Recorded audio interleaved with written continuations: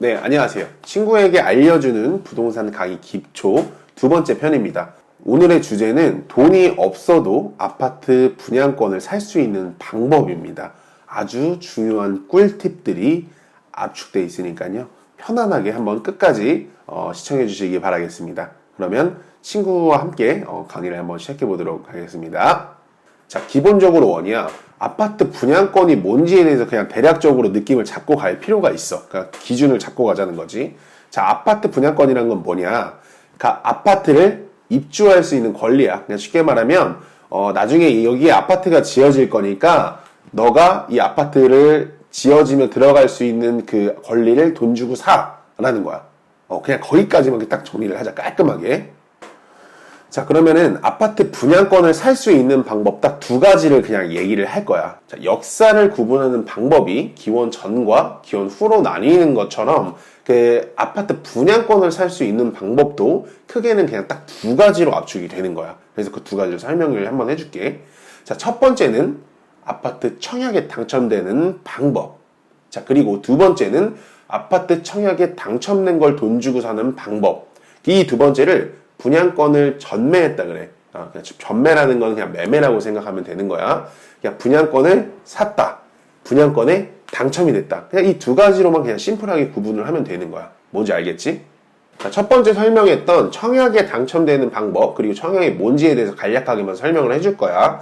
자, 지금 네이버를 당장 켜서 청약홈이라는 홈페이지에 들어가. 거기서 하나하나 카테고리를 눌러봐서 청약이 어떤 느낌이다라는 거를 직접 몸소 깨달아야 되는데, 내가 그냥 간단히 얘기를 해주자면, 무주택 기간이라든지 이제 청약통장 가입 기간, 그리고 부양가족 수에 따라서 내 청약통장의 점수가 정해지는 거야. 그래서 그 점수에 따라서 이제 다른 사람들과 경쟁을 해서 점수가 높은 사람이 청약에 당첨될 수 있는 거를 가점제라 그래.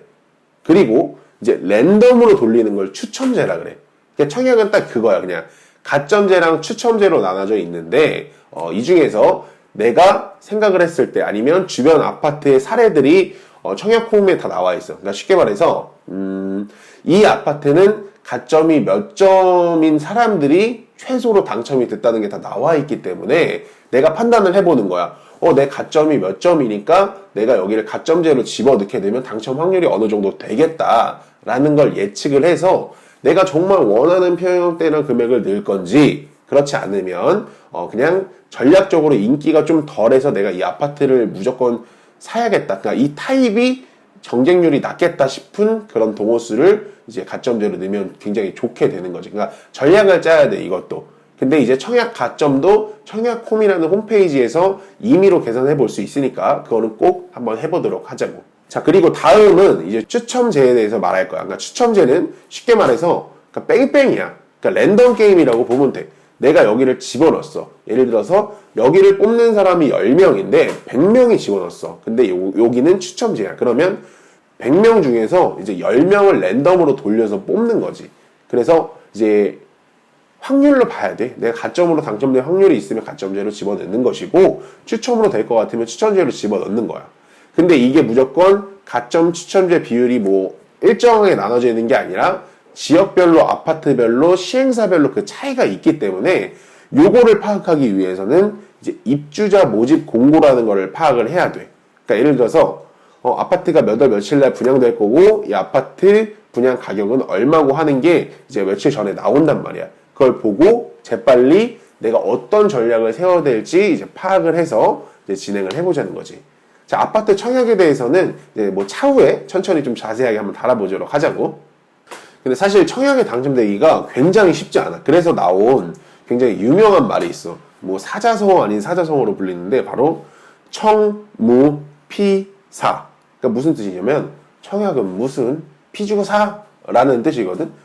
그래서 이런 말이 나올 정도로 청약에 당첨되기는 너무 쉽지 않다. 그래서 정말 내가 거주하고자 하는 아파트 분양권이 있다면 차라리 프리미엄이라는 웃돈을 약간 주고 사는 것도 방법이 될 수 있다는 걸 알고 있어야 된다는 거지.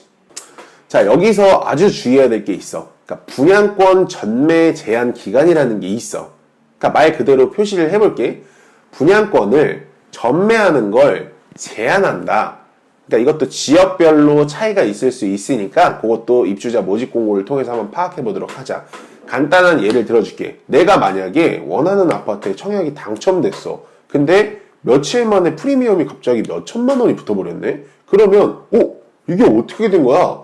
내 월급 받으면 이렇게 살아갔던 날들 그 과거를 회상하면서 부동산이 이런 거였어? 야, 그러면 나 목돈 필요하니까 빨리 팔아야겠다. 야, 오늘 당첨됐으니까 내일 팔자. 안 된다는 거지. 이런 거는 안 되는 거고, 전매 제한 기간이 반드시 지나야만 이거를 팔 수가 있다는 거야. 왜? 정부에서 이렇게 청약을 토대로 돈을 버는 사람들, 그러니까 일명 투기꾼이라고 하는 거지. 그런 투기꾼을 근절하겠다는 요소로 전매 제한 기간이 항상 들어가 있으니까 내가 언제 팔아야 될지 그런 계획도 세우려면 전매 제한 기간에 대해서도 간단하게 알고 있어야 되는 거지. 자, 이제부터 아주 중요한 설명이 들어갈 거니까 집중해서 잘 들어야 돼. 자, 아파트에는 10, 60, 30이라는 법칙이 있어. 일명 10, 6, 3의 법칙이라고 내가 방금 지어낸 법칙인데 좀 쉽게 이해하기 위해서 요거를 외워보도록 하자. 자, 뭐냐면 아파트가 청약이 이제 공고가 나고 당첨되는 순간부터 지어지는 데까지 걸리는 시간이 보통 2년 반에서 많게는 3년까지가 걸려. 자, 그러면 내가 이 아파트 청약이 당첨됐다 혹은 피주고 샀다.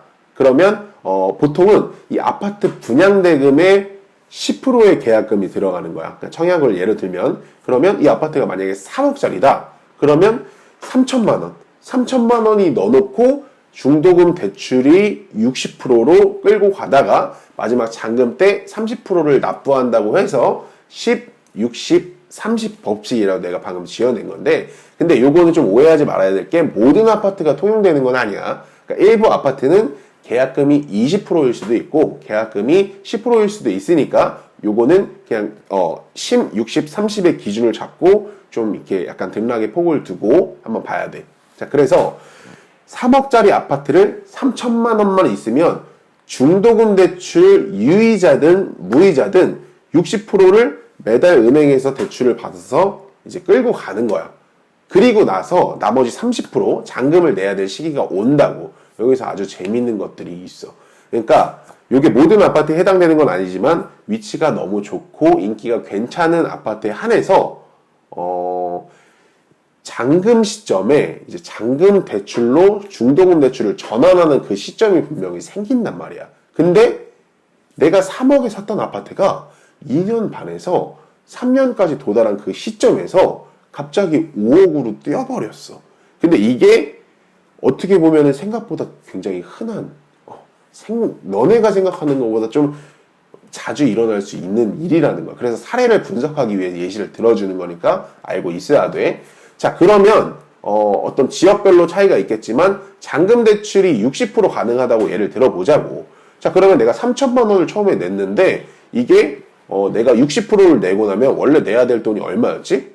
자, 9천만 원의 잔금이 남아 있었던 거고 나머지 60%가 중도금 대출로 갖고 갔었어야 되는 거야. 근데 5억의 금액에 60%의 이제 대출이 잔금 대출이 가능하다고 하면 자, 6, 5, 30 3억이 이미 대출이 된다는 거야. 이게 되게 재밌지 않아? 아니 3억짜리 아파트를 분양받았는데 3억이 대출이 가능하다? 그러면 어떤 현상이 발생되냐면 내가 처음에 냈던 계약금 3천만 원도 돌려받고 대출로 끌고 갈 수 있는 거지.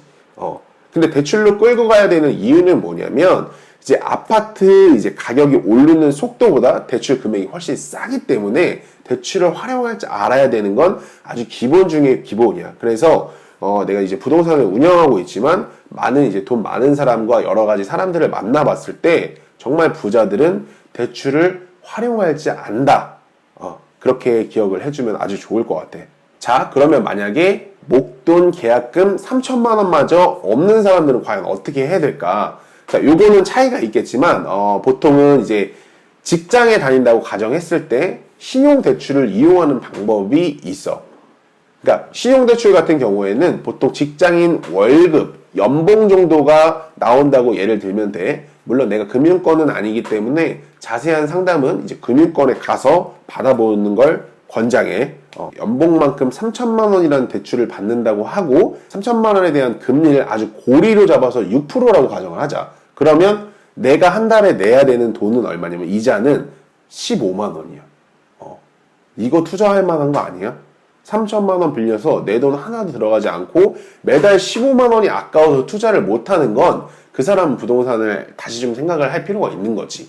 자, 그래서 직장인 기준으로 신용대출을 받아서 그걸로 계약금을 납부하고 점점 지내다가 이제 시세가 오르면 KB 시세 기준으로 잔금 대출을 전환하는 방법이 있다는 거를 알려준 거고, 자, 두 번째는 이제 계약금을 납부하고 끌고 가다가 잔금 시점에 맞춰서 전세 세입자 전세금으로 나머지 잔금을 충당하는 방법이 있어.